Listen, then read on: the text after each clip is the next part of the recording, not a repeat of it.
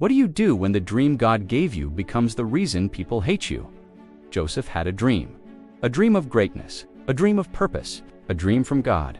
But that dream would cost him everything. Since childhood, I knew I was different. Not because of the beautiful robe my father gave me, but because of the dreams that came at night. The sun, the moon, and 11 stars bowed down to me. I saw it so clearly, it felt so real. Was this just a child's fantasy, or a whisper from God about the destiny that awaited me? I told my brothers about it, hoping they would share in the wonder I felt. But what I saw in their eyes was not admiration, but a burning envy. At that time, I didn't understand how dangerous a dream could be. This darkness is so thick, the cold pierces my bones. The slippery, wet walls of the well seem to mock my every attempt to climb. From above, I can still faintly hear their voices, my brothers debating my fate. Oh God, why? What have I done wrong that they hate me so much? Is it because of this robe, or because of those dreams? Father, where are you? I am just a child who longs for your embrace. In the silence of this well, there is only the echo of my own cries. Are you still here with me, God? I'm scared, so scared. But in the midst of this fear, there is a glimmer of faith that this is not the end. That dream, for some reason, still feels so real. The desert sands gave way to the bustling markets of Egypt. I, Jacob's beloved son, was now a commodity. Every condescending gaze, every harsh command, felt like a lash to my soul. My name was no longer Joseph, but slave. In Potiphar's house, I worked from dawn till dusk. My hands, once used to tending sheep, were now rough from hard labor. Every night, the longing for my father and Benjamin tormented me. But I could not give up. I had to endure. Perhaps this is the path I must walk. I will prove that I am more than just a slave. I will work with honesty with all my heart. I believe that God sees my efforts. He will not leave me alone in this foreign land. Everything was going well, too well. The trust of my master Potiphar was a blessing, but that blessing was also what brought me back into darkness. The accusation of vile slander from his wife echoed in my ears. I didn't do it.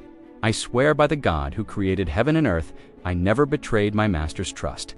But who would believe a slave? Now, I am thrown into a prison worse than the well of my childhood. These 4 cold stone walls are my world. Oh God, what is this new trial? From the well to slavery, now to prison. It feels as if you keep pushing me deeper and deeper. My faith is shaken. My hope is fading. Have you truly forgotten me? In this stuffy cell, I ask again, what was the point of those dreams if my life ends like this? In the midst of despair, God sent 2 men, the king's cupbearer and baker, fellow prisoners troubled by their dreams. When I saw their faces, something compelled me to ask. Somehow, I knew the meaning of their dreams. It was as if God whispered the answers directly into my heart. I interpreted them, one for salvation, the other for death. I only asked one thing of the cupbearer. Remember me when you are free. Days turned into weeks, months, then years. 2 full years of waiting. Every guard's footstep, I hoped it was a call for me, but there was nothing. He forgot me. Again, I was abandoned. Oh God, how much longer? I am tired of hoping. Then one day, my cell door opened. Not for mealtime, but an urgent summons from the palace. My heart pounded in my chest. Pharaoh, the ruler of Egypt, had a dream.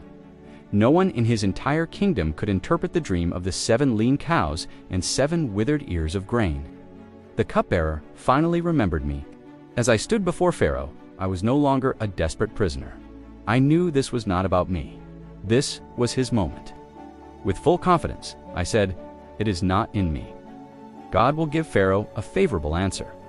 I explained the meaning of the dream, 7 years of abundance to be followed by 7 years of severe famine. I then dared to offer advice on how to deal with the coming disaster. I never imagined this. I, Joseph, a Hebrew slave, a former prisoner, now stand beside Pharaoh. A robe of state replaces my prison garments. The royal ring is on my finger. I am given authority over all the land of Egypt. For 7 years of abundance, I worked tirelessly gathering and storing grain in massive granaries. All of this feels like a dream, even grander than my childhood dreams. I finally understand. The well, the slavery, the prison, they were all trials that prepared me for this day. God never left me. He was just shaping me, testing my faith, and preparing the way for his much greater plan. The famine came just as predicted. People from all countries came to Egypt to buy grain, including from Canaan, and there they were, standing before me, bowing their heads. My brothers, their faces were older, filled with anxiety, but I recognized them all: Simeon, Levi, Judah, and the others. They did not recognize me, the ruler of Egypt they called Lord. My heart felt like it stopped beating. Anger, hurt, and longing churned into one. Here they were, the ones who sold me into slavery. But as I looked at their faces, all I saw was fear and regret, and I remembered my dream, 11 stars bowing down. It was all coming true. Should I retaliate? Should I make them feel the suffering I felt? After testing their hearts and seeing that they had changed, after seeing my beloved brother Benjamin with my own eyes, I could no longer hold it in. The tears I had held back for years finally fell. "I am Joseph. Is my father still alive?" Their cries broke out. Fear filled their eyes, awaiting my judgment. But hatred had long since vanished from my heart, replaced by a deep understanding. I embraced them one by one. "Do not be afraid, and do not be angry with yourselves for selling me here, because it was to save lives that God sent me ahead of you.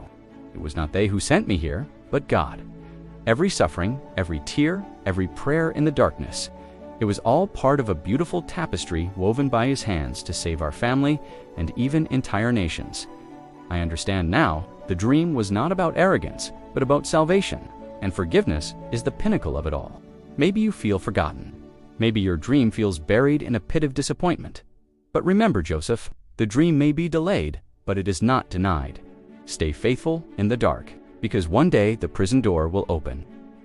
Faith Under Fire, Episode 2. Un-Joseph from Pit to Palace.